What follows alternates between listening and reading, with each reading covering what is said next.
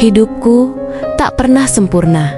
Apalagi setelah suamiku meninggalkanku begitu saja. Orang-orang di sekitarku berubah. Tatapan yang dulu ramah, kini menjadi tajam dan menusuk. Setiap kali aku keluar rumah, bisikan-bisikan itu terdengar jelas di telingaku. Lihat tuh, janda muda, pasti lagi cari perhatian laki-laki. Makanya jangan sok cantik, nanti makin banyak godaan. Aku pura-pura tak peduli. Tapi malam hari, saat semua orang terlelap, aku menangis dalam diam. Hatiku hancur. Aku hanya ingin hidup tenang.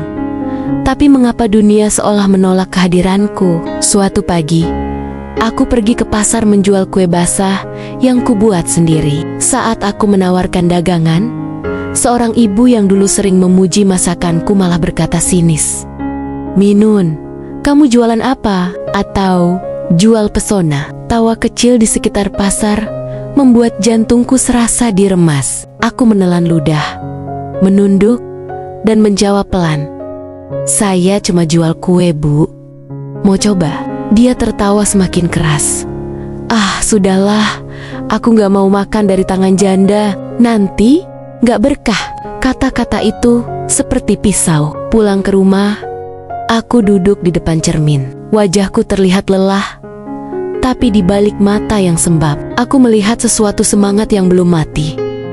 Aku bicara pada bayangan diriku sendiri. "Minun, sampai kapan kamu mau begini? Dihina, dicaci, dipermalukan. Kalau kamu diam, mereka akan terus menginjakmu. Tapi kalau kamu bangkit, mereka akan melihat siapa kamu sebenarnya." Hari itu, aku bertekad, aku harus keluar dari lingkaran ini. Aku ingin buktikan kalau janda juga bisa terhormat. Aku ingin ubah hinaan mereka jadi pujian. Beberapa hari kemudian, aku mendengar kabar dari tetangga jauh ada lowongan untuk bekerja ke Arab. Gajinya besar, tapi perjalanannya sulit. Dan katanya banyak yang tidak kuat. Malam itu, aku duduk di samping lampu minyak kecil. Kertas brosur lowongan itu ku genggam erat. Hatiku berperang antara takut dan harapan. Bagaimana kalau aku gagal? Bagaimana kalau aku disiksa? Tapi di sisi lain, ada suara kecil dalam hatiku yang berkata, "Bagaimana kalau ini jalan untuk mengubah hidupmu?" Aku menatap langit malam, mengangkat kedua tangan, dan berdoa, "Ya Allah, kalau ini jalan yang Kau pilihkan, kuatkan aku. Aku tak ingin hidupku terus jadi bahan ejekan. Aku ingin buktikan bahwa niat baik pasti berbuah baik." Sejak malam itu, setiap hinaan yang kudengar tidak lagi membuatku menangis, justru semakin membakar semangatku. Ketika seseorang berkata, "Janda kayak kamu mana bisa sukses?" Aku hanya tersenyum dan menjawab dalam hati, "Lihat saja nanti." Hari-hari berikutnya, aku mulai menyiapkan diri. Aku menabung, mencari informasi, dan belajar dari orang-orang yang pernah bekerja ke luar negeri. Beberapa orang mencoba menakut-nakuti, tapi aku tidak goyah. Sampai akhirnya hari keberangkatan itu tiba. Pagi itu, aku berdiri di depan rumah kayu tua peninggalan orang tuaku. Aku memeluk ibu sambil menahan tangis. "Bu, doakan Minun ya, aku akan pergi sebentar. Tapi aku janji, waktu aku pulang nanti, aku gak mau lagi jadi bahan kasihan orang." Ibu mengusap kepalaku pelan. Matanya berkaca-kaca. "Pergilah nak. Ibu tahu kamu kuat. Jangan takut. Tuhan selalu bersama orang yang berniat baik." Aku menatap jalan panjang di depan rumah. Jalan itu dulu terasa menyesakan. Tapi kali ini, rasanya seperti pintu menuju kehidupan baru. Dengan satu tas di tangan dan doa di hati, aku melangkah. Aku tak tahu apa yang menungguku di sana, tapi yang aku tahu, aku tidak akan kembali dalam keadaan yang sama. Aku akan kembali sebagai perempuan yang berbeda. Langkahku kecil, tapi penuh tekad, dan setiap hinaan yang dulu menyakitkan, kini hanya menjadi bahan bakar untuk membakar semangatku. Aku, Minun, janda yang dulu dihina, kini mulai menulis kisah perjuanganku sendiri. Hari keberangkatan itu tak akan pernah kulupakan seumur hidupku. Subuh-subuh aku sudah terbangun.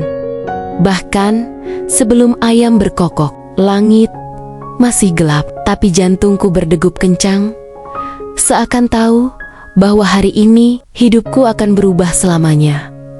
Aku menyiapkan baju-baju yang tak seberapa, hanya beberapa potong gamis, jilbab, dan foto almarhum suamiku yang kusimpan di saku kecil tas hitamku. Ibu duduk di kursi bambu di depan rumah, wajahnya datar, tapi matanya menyimpan ribuan doa.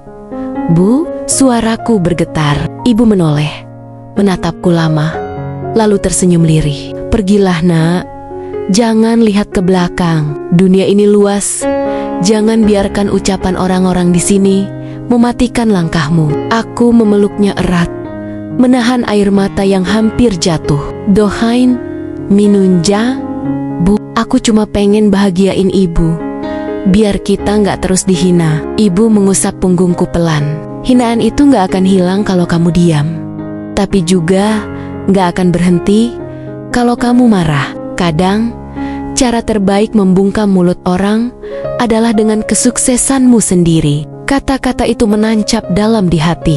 Saat mobil jemputan datang, aku melambaikan tangan dengan mata berkaca-kaca. Aku tahu, perjalanan panjang akan dimulai. Perjalanan ke Jakarta terasa seperti mimpi. Di dalam bus, aku duduk di samping perempuan-perempuan lain. Sebagian masih muda, sebagian sudah berumur. Wajah mereka penuh harapan, tapi juga takut sama sepertiku. Kami semua meninggalkan sesuatu di belakang. Anak, suami, orang tua, atau sekadar kenangan pahit yang tak ingin diingat. "Namamu siapa?" tanya seorang perempuan di sampingku. "Minun," jawabku singkat. Dia tersenyum ramah. "Aku Nita, dari Blitar." Katanya, kerja di Arab itu berat, tapi gajinya lumayan. Kalau kita kuat, bisa bantu keluarga. Aku mengangguk. Aku nggak takut capek. Aku cuma takut nggak bisa buktikan kalau aku mampu. Sepanjang perjalanan, kami bercerita. Ada yang menangis diam dayung, ada yang memeluk bantal kecil, ada yang berdoa. Aku pun berdoa dalam hati, "Ya Allah, kuatkan langkahku. Aku hanya ingin hidup lebih baik." Beberapa minggu kemudian, setelah semua urusan administrasi selesai, hari yang kutunggu tiba. Hari keberangkatan ke Arab.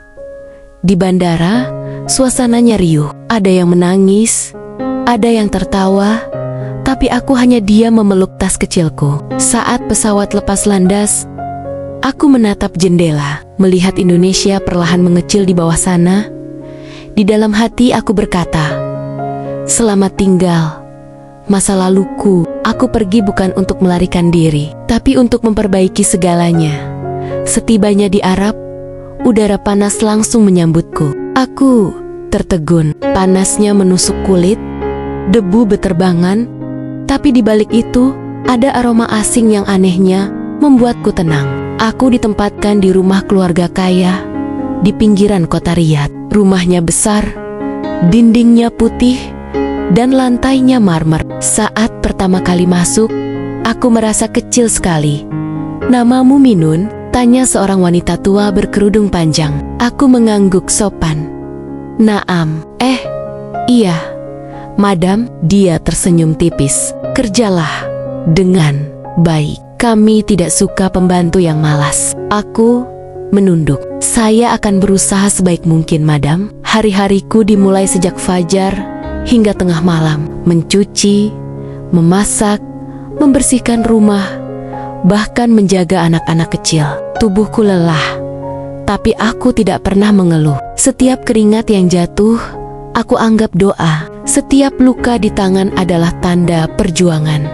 Kadang, di malam hari, aku duduk di balkon kecil, menatap langit Arab yang berbeda dari langit desaku. Tapi entah kenapa, aku merasa Tuhan lebih dekat di sini. Dalam hati aku berkata, "Ya Allah, mungkin ini caramu mendidikku, agar aku tahu arti kuat, arti sabar, arti ikhlas." Hari berganti minggu, minggu berganti bulan. Aku mulai bisa berbahasa Arab sedikit-sedikit, mulai mengerti kebiasaan majikanku, dan perlahan aku mulai disayang oleh anak-anak di rumah itu. "Minun, anta Jamila," kata anak kecil majikanku sambil tertawa. Aku tak paham sepenuhnya, tapi aku tahu itu berarti kamu cantik. Aku tersenyum dan dalam hati berkata, mungkin beginilah caranya Tuhan mulai membuka jalanku.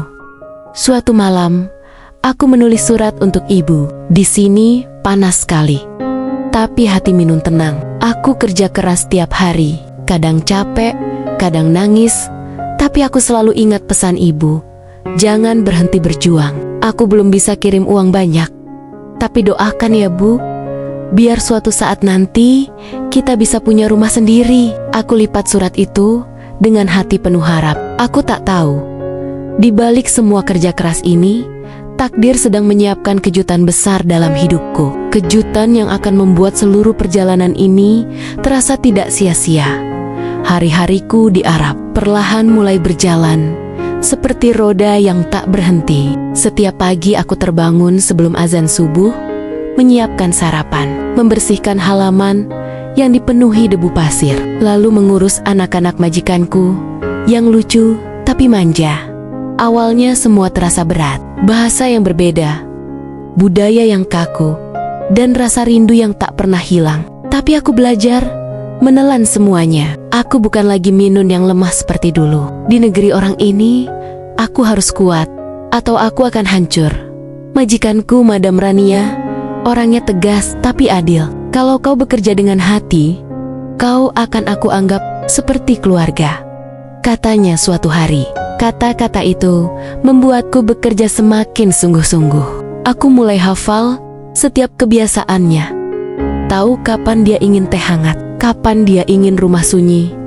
Kadang, di tengah pekerjaan, aku teringat desa, suara anak-anak bermain, aroma sawah sore hari, dan tawa ibu di dapur. Rindu itu sering datang tanpa permisi, tapi setiap kali air mata hampir jatuh, aku selalu berkata pada diri sendiri, Minun, kamu kesini bukan untuk menangis, kamu kesini untuk membuktikan bahwa hinaan mereka salah.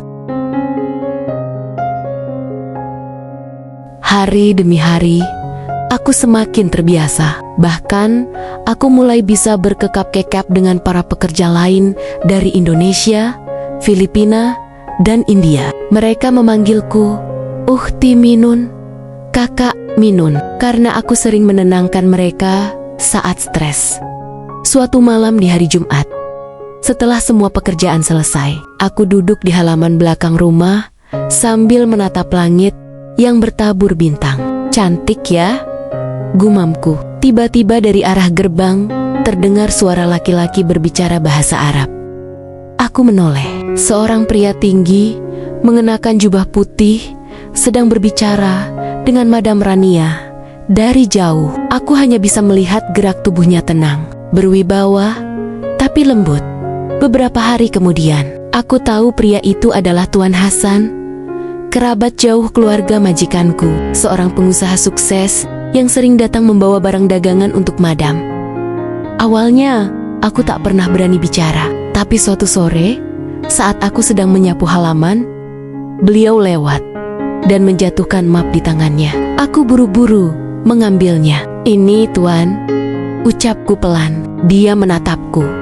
Senyum kecil muncul di wajahnya. Syukron, terima kasih, katanya dalam bahasa Indonesia yang patah-patah. Aku kaget, tapi juga heran, seorang Arab bisa berbahasa Indonesia kah?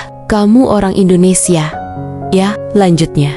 Aku mengangguk, sedikit gugup. Iya, Tuan. Dia tertawa kecil. Aku pernah bekerja sama dengan perusahaan dari Jakarta. Orang Indonesia baik-baik. Sejak hari itu, setiap kali datang, Tuan Hasan selalu menyapa ramah. Awalnya hanya basa-basi, tapi semakin lama percakapan kami mulai panjang. Ia sering bertanya tentang keluargaku, tentang desa, tentang kehidupan di Indonesia. Kenapa kamu memilih kerja jauh-jauh dari rumah? Tanyanya suatu sore. Aku menunduk, menahan getir yang tiba-tiba muncul. Karena aku ingin ubah nasib, Tuan. Di tempatku, Janda seperti saya cuman bahan hinaan. Saya ingin buktikan bahwa perempuan bisa berdiri sendiri. Ia menatapku lama, lalu berkata pelan, "Kau wanita yang kuat, Minun. Tidak banyak wanita yang punya hati seperti itu." Waktu berjalan, dan pertemuan demi pertemuan itu mulai menumbuhkan sesuatu di hatiku, perasaan yang lama ku pendam sejak kehilangan suamiku dulu. Tapi aku takut mengakuinya. Siapa aku? Seorang pembantu. Siapa dia? Seorang pengusaha Arab terpandang. Namun takdir seolah punya rencana lain. Suatu hari, Madam Rania memberitahuku bahwa Tuan Hasan akan sering datang untuk urusan bisnis keluarga. Kalau dia datang, tolong bantu suguhkan teh dan kurma, katanya. Setiap kali beliau datang, jantungku berdebar tanpa alasan. Kadang, aku berpura-pura sibuk agar tidak terlihat gugup. Tapi dari sudut mataku, aku tahu, ia selalu memperhatikanku dengan tatapan lembut. Suatu sore, ketika matahari mulai tenggelam di balik bukit pasir, aku sedang menjemur pakaian di halaman belakang. Tiba-tiba, suara langkah kaki mendekat. "Minun," aku menoleh. Dan di sana, berdiri Tuan Hasan. Aku kaget. "Tuan, ada yang bisa saya bantu?" Ia tersenyum kecil. "Tidak, aku hanya ingin bilang, kadang Tuhan menempatkan seseorang di tempat yang jauh, bukan untuk menghukumnya, tapi untuk mempertemukannya dengan takdir yang baru." Aku tak paham maksudnya, tapi hatiku bergetar. Aku hanya tersenyum malu. "Mungkin benar, Tuan." Saya pun mulai percaya, tak ada yang kebetulan. Sejak hari itu, aku tahu, kehidupanku di negeri orang ini bukan sekadar tentang mencari rezeki. Ada sesuatu yang lebih besar sedang menungguku. Sesuatu yang perlahan-lahan akan mengubah segalanya. Waktu berlalu begitu cepat. Aku sudah 2 tahun bekerja di rumah keluarga Madam Rania. Hidupku jauh berbeda dari dulu. Aku tidak lagi sekadar pembantu yang canggung dan takut salah. Aku sudah terbiasa dengan rutinitas, dengan bahasa Arab yang kini lebih lancar, dan dengan orang-orang yang mulai menghargai kerjaku. Namun, di antara semua perubahan itu, satu hal yang paling tak kusangka adalah kehadiran Tuan Hasan.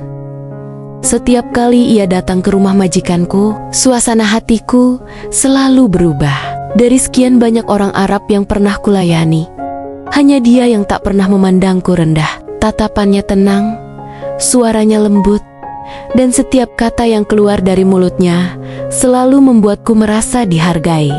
Aku ingat suatu sore yang panas, ketika aku sedang menyiram tanaman di halaman belakang, angin gurun berhembus pelan, membawa aroma pasir dan bunga melati yang baru kutanam. Saat itulah, suara langkah kaki terdengar mendekat. "Assalamualaikum, Minun." Aku hampir menjatuhkan gayung di tanganku. "Waalaikumsalam, Tuan. Maaf, saya tak tahu kalau Tuan datang." Ia tersenyum. "Kau selalu bekerja keras. Aku kagum melihat kesungguhanmu. Jarang sekali aku melihat seseorang bekerja dengan hati seperti itu." Aku tertunduk, tak tahu harus berkata apa. "Saya hanya ingin membalas kepercayaan orang, Tuan." Ia menatapku. Matanya teduh, namun dalam. "Bukan hanya kerja kerasmu yang membuatmu berbeda, Minun. Hatimu yang tulus itulah yang membuatmu berharga." Kata-kata itu membuat dadaku sesak. Ada rasa hangat yang aneh, rasa yang sudah lama tak kurasakan sejak kepergian suamiku dulu. Tapi aku segera menepisnya. Aku tahu batasku. Aku hanyalah seorang pekerja, dan dia seorang pengusaha Arab terpandang. Hari berganti minggu. Setiap kali beliau datang, aku selalu menyiapkan teh panas dan kurma di meja ruang tamu. Awalnya hanya tugas biasa, tapi entah kenapa, kini setiap kali menyiapkannya, tanganku bergetar sedikit. Seakan jantungku tahu seseorang yang istimewa akan duduk di kursi itu.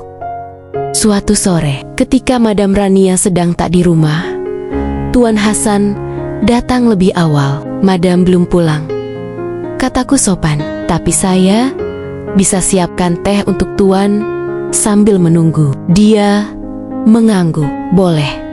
Tapi kali ini, aku ingin teh yang kau buat sendiri, bukan dari pembantu lain. Aku tersenyum kikuk. Baik, Tuan. Sambil membuat teh, aku bisa merasakan tatapannya dari jauh. Tak menakutkan, justru menenangkan. Saat aku meletakkan cangkir di hadapannya, ia berkata pelan, "Minun, kau tahu?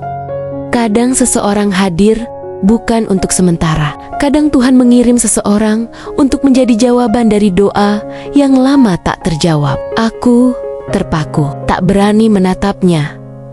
"Tuan, jangan berkata begitu. Saya hanya orang biasa. Saya tidak pantas." Ia menggeleng pelan. Pantas tidaknya seseorang bukan diukur dari masa lalunya, tapi dari ketulusan hatinya. Hening di antara suara jam dinding dan angin panas dari luar. Kata-kata itu menggema dalam pikiranku. Beberapa minggu kemudian, Madam Rania memutuskan untuk pindah rumah ke kota lain, dan aku diberi pilihan, tetap ikut atau mencari tempat kerja baru. Aku bingung, tapi sebelum sempat kuputuskan, Tuan Hasan datang ke rumah. "Madam sudah cerita," katanya lembut. "Kalau kau mau, kau bisa bekerja di rumahku. Aku butuh seseorang yang bisa dipercaya." Aku terdiam, tak tahu harus menjawab apa. Tapi dari tatapan matanya, aku tahu ini bukan sekadar tawaran pekerjaan. Aku menunduk, berusaha menenangkan diri. "Baiklah Tuan, saya akan bekerja dengan sebaik-baiknya." Ia tersenyum. "Aku tahu, kamu akan selalu begitu." Hari-hariku di rumah baru terasa lebih tenang, tapi juga lebih berwarna. Rumahnya besar, tapi tidak ramai. Ia tinggal sendirian. Kadang kami berbincang di sore hari setelah pekerjaan selesai. Ia sering bertanya tentang Indonesia, tentang ibuku, bahkan tentang masa laluku. Suatu malam, saat kami duduk di taman, ia berkata, "Minun, boleh aku bertanya?" "Tentu, Tuan. Kalau aku ingin menjadikanmu bagian dari hidupku, apa kau akan menolaknya?" Aku terdiam. Suara jantungku seolah lebih keras dari angin yang berhembus. "Tuan, saya takut. Saya janda. Saya pernah gagal. Saya takut tidak layak untuk Tuan." Dia mendekat sedikit, menatapku lembut. "Minun, setiap orang punya masa lalu. Tapi aku tidak melihatmu dari masa lalumu. Aku melihat wanita yang kini berdiri di hadapanku. Wanita yang kuat, jujur, dan penuh kasih. Aku ingin menjagamu, bukan mengubahmu." Air mataku menetes tanpa bisa kutahan. Untuk pertama kalinya setelah bertahun-tahun, aku merasakan cinta yang tidak diiringi rasa takut. Dan malam itu, di bawah langit Arab yang tenang, aku berkata lirih, "Kalau memang itu takdir Tuhan, saya tidak akan menolak Tuan." Ia tersenyum, mengulurkan tangannya, dan berkata pelan, "Mulai malam ini, panggil aku Hasan saja." Malam itu menjadi awal kisah baru dalam hidupku. Aku, Minun, janda yang dulu dihina, kini kembali belajar mencintai. Bukan karena ingin dicintai, tapi karena akhirnya aku menemukan seseorang yang melihatku bukan dari masa laluku, melainkan dari keberanianku melawan hidup. Dan aku tidak tahu, cinta inilah yang kelak akan membawaku pada ujian yang lebih besar. Ujian antara cinta, kesetiaan, dan harga diri. Hari itu datang tanpa pernah kubayangkan. Hari di mana aku, seorang janda yang dulu dianggap rendah, berdiri di sebuah ruang tamu megah dengan cincin emas melingkar di jari manisku. Di hadapanku, Hasan, pria Arab yang dengan penuh keyakinan berkata di hadapan wali dan saksi, "Aku terima nikahnya Minun binti Salim dengan mahar seperangkat perhiasan emas, dibayar tunai." Tanganku gemetar, air mataku jatuh deras, bukan karena sedih, tapi karena tak percaya. Tuhan benar-benar mengangkat derajatku begitu tinggi. Dari seorang pembantu, kini aku menjadi istri seorang pengusaha terpandang di negeri orang. Aku menunduk, mengusap air mata, lalu berbisik pelan dalam hati, Ya Allah, ternyata benar, niat baik selalu berbuah baik. Hari-hari setelah pernikahan berjalan begitu indah. Hasan memperlakukanku dengan penuh hormat. Tak ada jarak, tak ada perbedaan kasta atau warna kulit. Ia selalu berkata, "Minun, kamu bukan pembantuku, kamu istriku. Rumah ini bukan lagi rumahku saja, tapi rumah kita." Kata-kata itu membuatku menangis setiap kali mengingatnya. Setiap pagi, aku menyiapkan teh hangat untuknya. Ia selalu menyapaku dengan senyum dan ciuman lembut di kening. Kadang, aku masih tak percaya. Bagaimana mungkin lelaki seperti dia memilih perempuan sepertiku? Tapi setiap kali aku mulai ragu, Hasan selalu berkata, "Kau tahu kenapa aku mencintaimu, Minun? Karena kau tak pernah berpura-pura. Kau mencintai hidup dengan cara yang sederhana, tapi tulus." Kami sering berjalan di taman belakang rumah, di bawah langit jingga sore Arab yang begitu indah. Di sana, Hasan sering menggenggam tanganku sambil bercerita tentang masa lalunya. Aku dulu hampir menikah, tapi Allah memisahkan kami sebelum hari itu tiba. Katanya suatu kali, aku menatapnya dengan penuh empati. "Mungkin karena Allah sudah menyiapkan yang lebih baik, Tuan." Ia tersenyum, menatapku dalam. Ya, dan aku menemukannya sekarang. Aku tertunduk, malu, tapi hatiku mengembang penuh rasa syukur. Untuk pertama kalinya setelah sekian lama, aku merasa dicintai tanpa syarat. Waktu berlalu, bulan berganti, musim. Sampai suatu hari, tubuhku terasa berbeda. Aku cepat lelah, mual setiap pagi, dan selera makan berubah. Hasan yang pertama kali curiga. "Minun, mungkin kamu hamil?" katanya lembut sambil mengusap rambutku. Aku menatapnya kaget. "Hamil? Tidak mungkin, Tuan." Tapi setelah diperiksa dokter, hasilnya jelas. Aku mengandung. Aku menangis sejadi-jadinya, bukan karena takut, tapi karena bahagia yang tak bisa diungkapkan dengan kata-kata. Seorang janda yang dulu dicaci, kini mengandung buah cinta dari pria yang begitu menghormatinya. Hasan memelukku erat. "Alhamdulillah, Minun, Allah memberi kita amanah. Anak ini bukti cinta kita." Aku menatapnya sambil bergetar. "Tuan, saya takut." Ia tersenyum lembut. "Jangan panggil aku Tuan lagi. Aku suamimu. Dan kamu tak perlu takut. Karena selama aku hidup, aku akan jaga kamu dan anak ini." Hari-hariku pun berubah. Setiap detik rasanya begitu berharga. Hasan makin perhatian, selalu memastikan aku makan cukup, beristirahat, dan tidak terlalu lelah. Kadang aku hanya duduk di teras, mengusap perutku sambil berbicara pada bayi kecil yang tumbuh di dalam sana. "Semoga nanti kamu tahu, ibumu pernah dihina, tapi tak pernah menyerah. Karena dari luka itulah kamu lahir, membawa kebahagiaan yang tak ternilai." Setiap kali aku berbicara begitu, air mataku selalu menetes, tapi bukan karena sedih. Itu air mata rasa syukur.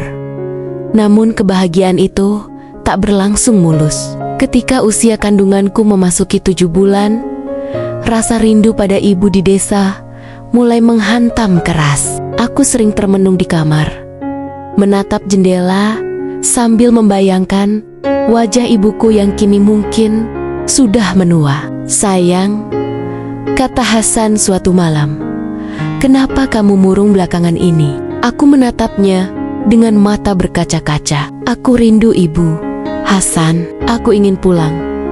Meski hanya sebentar, aku ingin dia melihatku sebelum anak ini lahir." Hasan terdiam lama. Ia memegang tanganku, lalu berkata, "Aku mengerti, tapi urusanku di sini belum selesai. Izinkan aku menyusul nanti. Ya, aku janji. Tak akan lama." Aku menunduk. "Jadi, aku boleh pulang dulu?" Ia tersenyum lembut. "Tentu saja. Kamu istriku, bukan tawanan. Pulanglah, temui ibumu. Tapi Hati-hati, aku akan segera menyusul. Aku mengangguk dengan mata yang mulai basah. Dalam hati aku tahu, ini akan jadi perjalanan penuh makna. Tapi, aku tak tahu bahwa kepulanganku nanti justru akan membuka lembaran paling menyakitkan sekaligus paling membanggakan dalam hidupku. Malam sebelum keberangkatan, Hasan memelukku erat. "Minun, jangan khawatirkan apapun. Aku akan segera datang. Ingat, apapun yang orang bilang nanti, kamu hanya perlu percaya pada satu hal. Aku mencintaimu dengan segenap jiwa." Aku mengangguk pelan. "Aku percaya, Hasan, aku akan menunggumu. Apapun yang terjadi." Kami berpisah dengan air mata dan doa. Aku tak tahu langkah pulang yang kutempuh esok hari akan mengubah segalanya. Cinta, kesabaran, dan harga diriku akan diuji dengan cara yang tak pernah kubayangkan. Perjalanan pulang kali ini terasa begitu panjang. Pesawat yang kutumpangi meluncur di langit. Tapi hatiku seperti ditarik-tarik antara dua dunia. Antara negeri Arab yang kini jadi rumah baruku, dan desa kecil yang dulu kutinggalkan dengan luka dan air mata. Tanganku terus mengusap perut yang kian membesar. "Anakku," bisikku pelan, "sebentar lagi kita akan sampai di kampung. Di sanalah nenekmu tinggal. Doakan semoga semuanya baik-baik saja." Aku tersenyum, mencoba menenangkan diri, tapi jauh di dalam hati ada rasa khawatir yang tak bisa kujelaskan. Begitu pesawat mendarat dan roda menyentuh tanah air mataku langsung jatuh tanpa bisa kutahan. Bertahun-tahun aku menahan rindu. Kini aku pulang, bukan sebagai pembantu, bukan sebagai janda terhina, tapi sebagai seorang istri dari pengusaha Arab, mengandung buah cinta yang begitu kudambakan. Aku pikir semua orang akan bahagia melihatku kembali. Aku salah besar. Saat mobil yang menjemputku berhenti di depan rumah tua milik ibu, suasana desa tampak berbeda. Orang-orang mulai berbisik, menatapku dari ujung kepala sampai kaki. Aku bisa merasakan pandangan mereka menusuk seperti pisau. Itu Minun ya?" "Iya, Minun yang dulu dicerai suaminya itu. Tapi kok pulang-pulang udah gede perutnya gitu? Suaminya mana? Astagfirullah. Jangan-jangan di sana." Bisikan itu membuat dadaku sesak. Aku pura-pura tak dengar. Aku hanya menunduk dan terus berjalan. Ibu menyambutku dengan tangis bahagia di teras. "Anakku, ya Allah, akhirnya kamu pulang juga," katanya sambil memelukku erat. Aku menangis di bahunya. "Bu, Minun rindu banget. Maaf, belum bisa pulang lebih cepat." Ibu tersenyum, tapi matanya menatap perutku dengan tatapan cemas. "Kamu hamil, Nak?" Aku mengangguk sambil tersenyum. "Iya, Bu. Ini cucu ibu. Suami Minun orang Arab. Dia nggak bisa ikut, tapi janji bakal nyusul." Ibu menghela napas lega. "Alhamdulillah. Semoga dia benar-benar datang ya, Nak." Aku mengangguk yakin. "Dia pasti datang, Bu.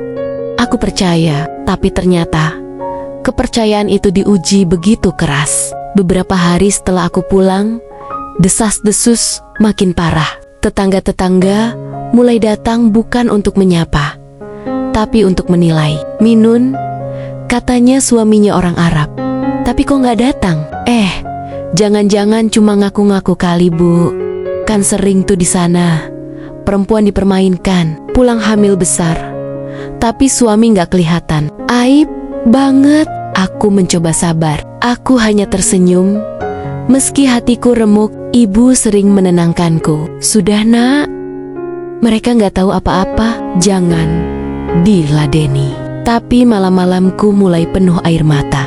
Aku menatap foto pernikahanku dengan Hasan yang kusimpan di ponsel, lalu berbisik, "Hasan, cepatlah datang." Aku tak kuat menghadapi semua ini sendirian. Semakin hari, fitnah makin menjadi. Ada yang berani bicara langsung di depan rumah. Kalau benar suaminya orang kaya, mana buktinya? Mana surat nikahnya? Jangan-jangan anaknya hasil dari kerjaan di sana. Kata-kata itu menusuk telingaku. Aku menutup telinga, Tapi suara-suara itu tetap menggema di kepala. Sampai suatu sore, ketika aku keluar rumah untuk membeli obat, ada sekelompok perempuan menatapku dengan sinis. Kalau di Arab bisa nyantol sama majikan, di sini jangan gaya kayak nyonya besar ya, kata salah satunya. Aku berhenti, menatap mereka dengan air mata yang nyaris tumpah.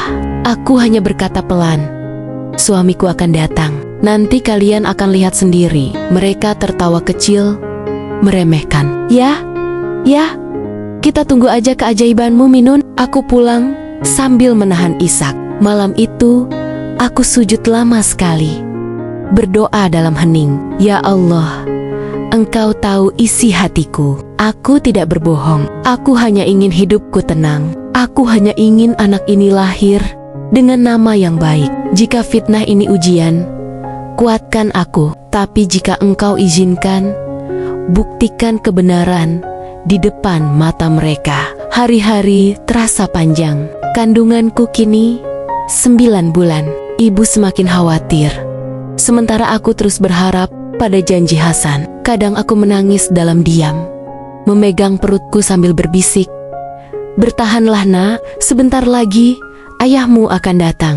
Dan semua orang yang menghina kita akan diam." Malam-malamku tak lagi tenang. Suara bisik-bisik tetangga kini berganti jadi ejekan terang-terangan. Tapi aku diam karena aku tahu waktu akan menjawab semuanya.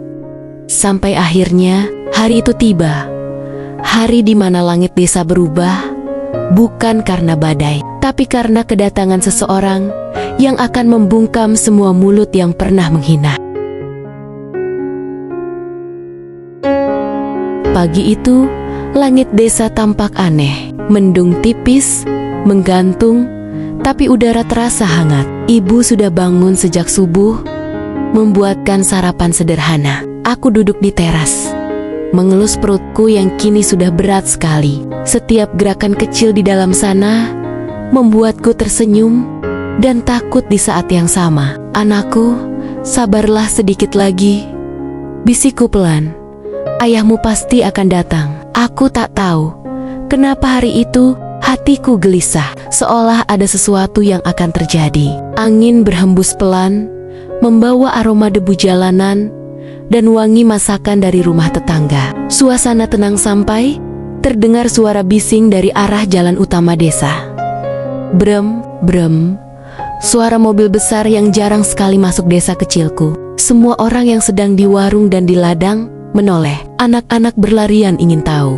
"Ada mobil hitam besar," teriak salah satu dari mereka. "Pasti orang kota." Siapa ya yang datang? Aku dan ibu pun menoleh ke arah jalan. Debu jalanan naik tinggi, lalu dari baliknya muncul mobil hitam mewah dengan plat asing. Mobil itu berhenti tepat di depan rumah kami.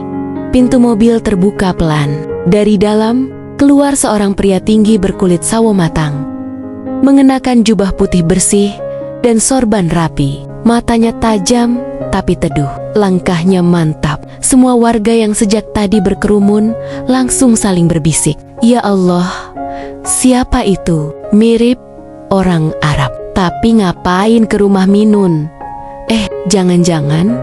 Aku berdiri terpaku di teras. Darahku berdesir cepat. Suara hatiku bergetar. Nyaris tak percaya. Pria itu menatap ke arahku, lalu tersenyum lebar. "Minun," katanya dengan suara yang tak asing lagi di telingaku. Tanganku menutup mulut. "Hasan." Tanpa pikir panjang, aku berlari kecil ke arahnya. Meski perutku sudah besar dan langkahku berat, air mata jatuh deras. Ia menyambutku dengan pelukan hangat di depan semua orang yang menatap terpaku. "Maaf, aku terlambat sayang," katanya lembut dalam bahasa Indonesia yang patah-patah tapi penuh cinta. Aku menangis di dadanya. Tubuhku bergetar. "Kamu datang juga? Aku kira aku janjikan," katanya sambil mengusap rambutku. Aku bilang akan segera menyusul, dan aku menepati janjiku. Orang-orang mulai berkerumun makin dekat. Bisik-bisik berubah jadi keheningan. Ibu keluar dari rumah sambil mengusap air mata haru. "Ya Allah, Allah, jadi benar. Minun menikah dengan orang Arab. Gumamnya lirih. Hasan menghampiri dan mencium tangan ibu. Assalamualaikum, Ibu. Terima kasih sudah jaga istri saya. Ibu hanya bisa menangis, memelukku erat. Sementara warga yang tadinya mencibir, kini menatap kami dengan wajah merah dan rasa malu yang tak bisa disembunyikan. Beberapa perempuan yang dulu paling suka menjelek-jelekan aku kini berdiri di pinggir jalan, menunduk dalam diam. Yang dulu bilang aku pulang membawa aib, kini justru berdesakan ingin menyalamiku. Maaf ya, Minun, kami salah sangka. Ya Allah, ternyata kamu memang menikah sungguhan ya. Aku hanya tersenyum. Meski dalam hatiku masih terasa luka yang belum sembuh sepenuhnya. Aku menatap mereka satu persatu, lalu berkata pelan, "Saya tidak marah, Bu. Saya hanya ingin kalian tahu bahwa tidak semua perempuan yang jatuh akan tetap di bawah. Kadang, jatuh adalah cara Tuhan mengajarkan kita untuk berdiri lebih tinggi." Suasana hening, bahkan angin pun seakan berhenti berembus. Hasan menatapku dengan bangga. Ia menggenggam tanganku erat dan berbisik di telingaku, "Kamu luar biasa, istriku. Kamu telah bertahan dengan sabar. Sekarang, waktumu untuk tersenyum." Ia lalu menoleh ke arah warga yang masih menatapnya. Dengan sopan ia berkata, "Saya suami Minun. Nama saya Hasan Al-Faruq. Kami menikah di Jeddah. Dan sekarang, saya datang menjemput istri saya untuk kembali bersama saya. Terima kasih sudah menjaga dia selama ini." Beberapa warga langsung menunduk. Wajah mereka merah padam. Ada yang menangis malu, ada yang menatapku dengan pandangan menyesal. Aku berdiri di samping Hasan, menatap semua mereka yang pernah menghina, lalu berkata lembut, "Dulu kalian mencaci aku karena tak percaya. Tapi lihatlah sekarang, niat baik memang selalu berbuah baik. Allah tidak tidur. Yang penting, kita jangan pernah berhenti berbuat baik, walau dunia menertawakan." Suasana berubah menjadi haru. Ibu memelukku sambil terisak. "Kamu sudah menang, Nak, bukan karena membalas mereka, tapi karena kamu membuktikan kalau sabar itu tidak sia-sia." Aku menatap langit yang mulai cerah. Sinar matahari perlahan menembus awan. "Ya Allah," bisikku dalam hati, "terima kasih. Hari ini Engkau tunjukkan bahwa kehormatan tidak datang dari ucapan manusia, tapi dari keikhlasan hati." Hasan menggenggam tanganku, menatap perutku yang sudah besar, lalu tersenyum. "Ayo, kita pulang sayang. Waktunya kamu dan anak kita hidup tenang." Aku mengangguk. Kami berjalan beriringan, meninggalkan halaman rumah ibu dengan langkah ringan penuh harapan. Dan di belakang kami hanya terdengar suara bisikan lirih dari mereka yang dulu menghina, kini berubah menjadi doa dan kekaguman. Beberapa bulan setelah kepulangan Hasan ke desaku, hidupku berubah sepenuhnya. Rumah yang dulu terasa sunyi, kini dipenuhi canda dan tawa. Hasan membangun rumah baru untuk ibu, tak jauh dari rumah lama kami. Rumah yang dulu jadi saksi air mataku, kini rumah itu berdiri megah, tapi tetap sederhana dan hangat. Warga yang dulu menjauh, kini datang membawa buah tangan, menanyakan kabar, bahkan meminta maaf satu persatu. Aku menerima semuanya tanpa dendam, karena aku tahu luka masa lalu hanya akan terasa berat kalau terus dipeluk. Hari demi hari ku lalui dengan tenang. Perutku makin besar, dan setiap malam Hasan selalu membacakan ayat suci di dekat perutku. "Biar anak kita tumbuh dengan hati yang tenang," katanya sambil tersenyum lembut. Aku menatapnya penuh cinta. "Kamu tahu, dulu aku sering berpikir aku gak pantas bahagia." Hasan memegang tanganku, menatap mataku dalam. "Jangan pernah bicara begitu lagi. Kamu pantas bahagia, Minun. Kamu sudah membuktikan bahwa perempuan kuat bukan yang tak pernah jatuh, tapi yang berani bangkit saat dunia menginjak." Air mataku menetes, tapi kali ini bukan karena sedih, melainkan karena syukur yang tak terkira. Sampai akhirnya, di suatu malam yang tenang, saat bulan menggantung penuh di langit, aku merasakan nyeri di perutku. Hasan panik. "Sayang, ini waktunya." "Ya," aku mengangguk lemah, menggenggam tangannya erat. "Iya, kayaknya bayi kita mau lahir." Dengan sigap, Hasan memanggil bidan desa. Suasana rumah mendadak riuh, tapi penuh doa. Ibu menggenggam tanganku sambil menangis. "Sabar ya nak, sebentar lagi kamu akan lihat buah dari semua perjuanganmu." Beberapa jam kemudian, tangisan nyaring bayi laki-laki memenuhi ruangan. Aku menangis seketika, menatap makhluk kecil yang kini ada di pelukanku. "Alhamdulillah," ucapku lirih. "Akhirnya kamu lahir juga nak." Hasan mencium keningku, dan bayi kami bergantian. "Anak ini akan jadi simbol cinta kita, Minun." Aku ingin namanya Amir, artinya pemimpin. Karena dia lahir dari perempuan yang memimpin dirinya sendiri keluar dari gelap. Aku tersenyum, menatap wajah kecil Amir yang begitu damai.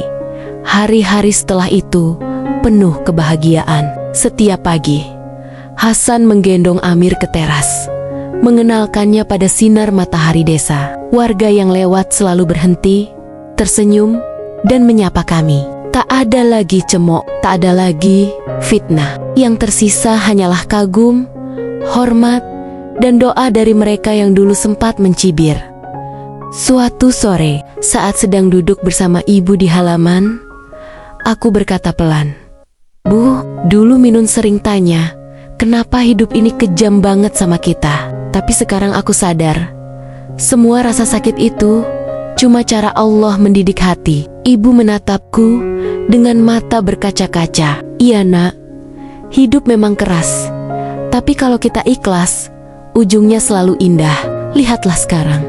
Kamu jadi bukti hidup bahwa kesabaran tak pernah sia-sia." Aku tersenyum, menatap Amir yang tertidur di pangkuanku. "Betul Bu, niat baik selalu berbuah baik. Aku dulu cuma ingin berhenti jadi bahan hinaan. Tapi ternyata Allah kasih lebih, cinta, keluarga, dan kehormatan." Malam itu, saat semua sudah tertidur, aku keluar rumah. Kuhadap langit yang bertabur bintang, lalu kupegang dada sendiri dan berbisik, "Ya Allah, kalau dulu aku menyerah, mungkin aku takkan sampai di titik ini. Terima kasih telah menuntunku dari air mata menuju bahagia." Angin malam mengusap pipiku lembut, seolah ikut mengamini doaku. Aku menatap rumah yang penuh cahaya itu. Rumah yang dulu hanyalah mimpi di tengah gelap hidupku. Kini, semua luka telah berubah menjadi kekuatan. Semua hinaan telah berubah menjadi pujian. Dan aku, Minun, janda yang dulu dicaci, kini berdiri tegak sebagai seorang istri, ibu, dan perempuan yang menang melawan nasib. Ingatlah, suaraku menggema pelan, seolah bercerita pada siapapun yang mendengarnya. Setiap niat baik, sekecil apapun, pasti punya jalan menuju kebahagiaan. Jangan takut pada cemooh orang. Takutlah hanya kalau kau berhenti berusaha. Aku tersenyum, menatap Amir yang tersenyum dalam tidurnya, lalu memeluknya erat. Dan malam itu, di bawah cahaya bulan yang lembut, aku tahu perjalanan panjangku akhirnya menemukan arti.